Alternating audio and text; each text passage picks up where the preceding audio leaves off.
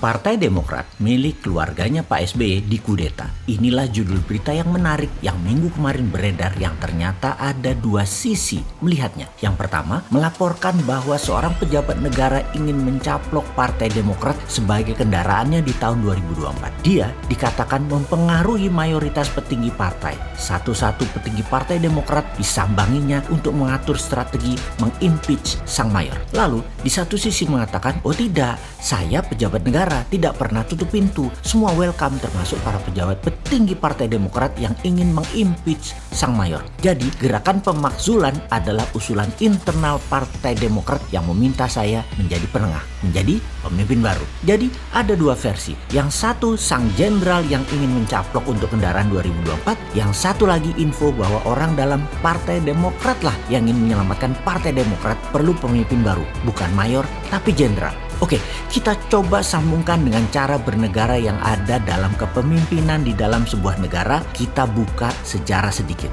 Kita mengawalinya dengan sejarah. Kita menengok sejarah ketika krisis keuangan di tahun 1929 di Amerika yang membuat the Panic of 1930. Money supply dan aktivitas ekonomi turun drastis. Endingnya resesi dunia, the Great Depression. Di saat itu, Indonesia pejabatnya adalah Gubernur Jenderal H.J. de Graaf yang demi mengendalikan stabilitas ekonomi di wilayah Indonesia, negara jajahannya, mereka atau dia merilis Vergader Verbod, agen rahasia dengan misi rahasia, yaitu mengamankan situasi ekonomi dan mengamankan situasi negara. Agen rahasia dikerahkan untuk menjaga stabilitas, untuk menggebuk organisasi radikal non-korporatif. Sekarang di tahun 2021, krisis pandemi COVID-19 semakin gawat dan akan semakin tidak terkendali kalau banyak organisasi nakal yang tidak sejalan dengan arahan pemerintah. Banyak yang menduga aktivitas ekonomi global akan runtuh, akan mengancam Indonesia. Virus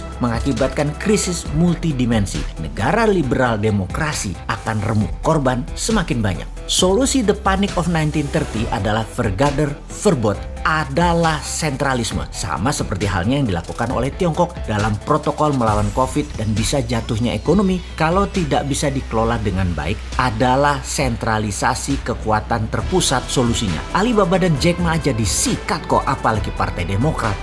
Beda negara. Pemerintah Indonesia agaknya mengadopsi metode sentralisasi ini. Omnibus Law dan Pilkada 2024 bisa dikatakan solusi tepat adalah solusi sentralisasi. Dan hal ini bisa difahami, sangat bisa dimengerti. Tahun 2022 ini tahun momentum yang penting. Bangkit dan hancurnya pemerintah ditentukan di situ. Tidak diadakan pilkada dan semua wilayah yang hampir 250 kabupaten kota hingga tahun 2023 akan menggunakan PLT, kepala daerahnya. Adalah cara untuk membangun struktur sentralisasi, memudahkan negara merespon krisis pandemik dan paniknya ekonomi. Sentralisasi eksekutif dibarengi konsolidasi legislatif, DPR harus seirama dengan pemerintah. Karena sejak awal COVID hingga saat ini pemerintah sedang menghadapi bahaya besar jika tidak bisa mengendalikannya. Karena itu setelah FPI maka Partai Demokrat dianggap berpotensi tidak nurut. Terbelah dua saat ini Partai Demokrat tersebut. Ada yang dianggap membangkang setengah kader Partai Demokrat, dalam hal ini yang dikategorikan elemen non-korporatif di bawah mayor. Yang lainnya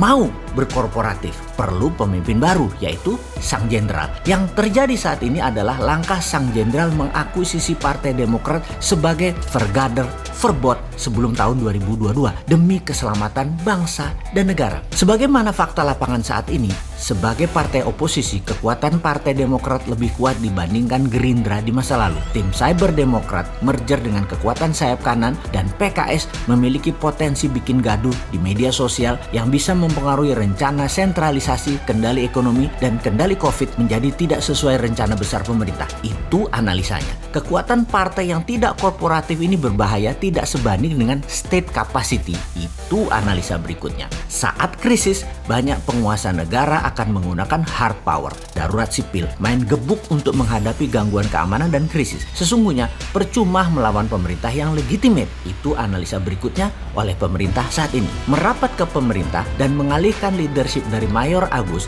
kepada Jenderal Muldoko adalah sikap yang cerdas. Itu pun adalah pendapat strategi bernegara sentralisasi. Kaum Sontoloyo bagaimana posisinya? Dalam strategi bernegara, Bosman selalu menyikapi dengan penuh pelajaran seperti informasi kali ini. Karena semuanya niatnya baik, mungkin caranya yang kurang berkenan dari satu sisi. Dan apapun itu sebagai pemerhati cara bernegara, tugas kita sederhana, yaitu memintarkan rakyat agar paham bernegara untuk dapat mengambil sikap yang terbaik. Salam NKRI garis lurus.